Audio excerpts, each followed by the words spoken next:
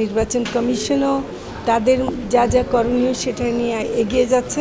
সরকারের দিক থেকে পূর্ণ প্রস্তুতি আছে এবং প্রধান উপদেষ্টা যে ঘোষণা দিয়েছেন সেই অনুযায়ী নির্বাচন হবে। মনে করি যে সরকারের কাজ হলো নির্বাচন দেয়া, সরকারের অঙ্গীকার ছিল নির্বাচন দেয়া, ফলে সরকার যে ঘোষণাটা রাজনৈতিক দলগুলোই চেয়েছিল সে অনুযায়ী ঘোষণাও দিয়েছে।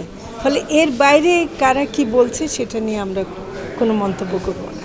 মাছের খাদ্যের যে উপাদানগুলো আছে সেটা যদি বাংলাদেশে উৎপাদিত উপাদান থেকে করতে পারে তাহলে কিন্তু এটা কমবে এবং ধরে রাখা যাবে। এটা আরও ব্যাপকভাবে বাড়াতে হবে, অনেককে এগিয়ে আসতে হবে। এই ব্যাপারে একটু ইনভেস্টমেন্ট লাগবে, বিনিয়োগ লাগবে। সেটা হলে যদি আমরা এই সরবরাহ বাড়াতে পারি অবশ্যই দাম কমবে।